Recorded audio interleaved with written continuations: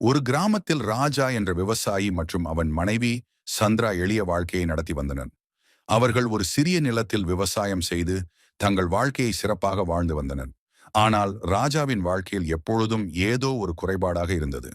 அவன் எப்பொழுதும் எனக்கு இன்றியமையாதது என்ன என்று சிந்திக்க நேர்ந்தது. அவன் அவன் வாழ்க்கையை பற்றி அவதி கொண்டிருந்தான். ஒரு நாள் அவன் அதிலிருந்து விடுபட்டு வாழ்க்கையை மாற்ற வேண்டும் என்று முடிவு செய்தான். அவன் இவ்வாறு சிந்தித்தான். ராஜா, எனது வாழ்க்கையை நான் எவ்வாறு மாற்ற முடியும்? இந்த நிலத்தையும் பண்ணைத்துறையை விட நான் சிறந்ததாக வாழ்ந்தேன் என்றால் என்ன?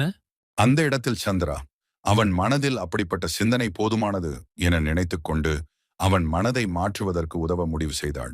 ராஜா, நான் ஒரு யோசனையை கூற விரும்புகிறேன். நாம் நமது வாழ்க்கையை மாற்ற நினைத்தால் நாம் முதலில் நமது மனதை மாற்ற வேண்டும். என் மனதை மாற்றுவது எவ்வாறு?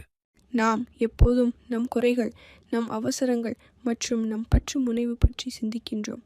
ஆனால் வாழ்க்கை மாற்றத்தின் அடிப்படை நம் எண்ணங்களை மாற்றுவதாகும். நமக்கு வாழும் வழியை மாற்றும் சிந்தனை தேவை. இந்த சிந்தனை ராஜாவை மேலும் குழப்பமாக செய்தது. அவன் மேலும் சிந்திக்கத் தொடங்கினான். அதுவரை அவன் எப்போதும் கடுமையாக உழைத்துவிட்டு தான் என்ன செய்ய வேண்டும் என்று நினைத்து வந்தான். ஆனால் இப்போது அவன் மனதில் ஒரு குழப்பம் வந்தது. நான் என்ன வேண்டும்?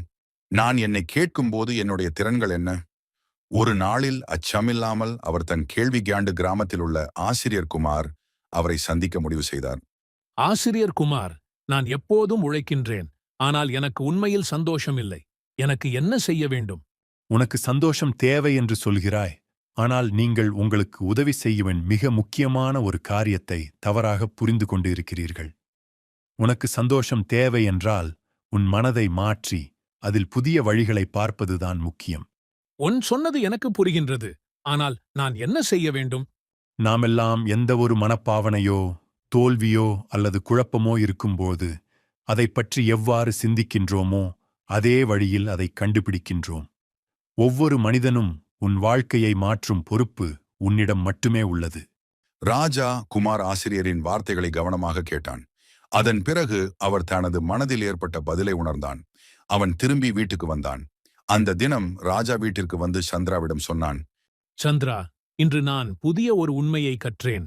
நான் வாழ்க்கையை எப்படி பார்க்கின்றேனா அது என் மனதில் எப்படி இருக்கின்றது என்பதை பொறுத்தது.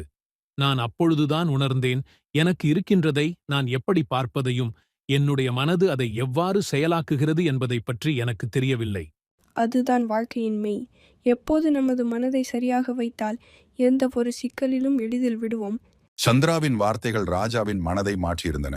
அவன் மீண்டும் அவன் விவசாயத்திற்கு சென்று புதிய உதவிகளையும் புதுவிதமான யோசனைகளையும் முயற்சிக்கத் தொடங்கினான். அவன் தனது பண்ணை மேம்படுத்த மனதில் நல்ல சிந்தனைகள் வைத்துக்கொண்டு புதிய பயிர்கள், புதிய தொழில்நுட்பங்கள் கொண்டு வேலை செய்தான். அதற்கான முடிவுகள் குறைந்த காலத்தில் அவருக்கு தெரிந்து வந்தன.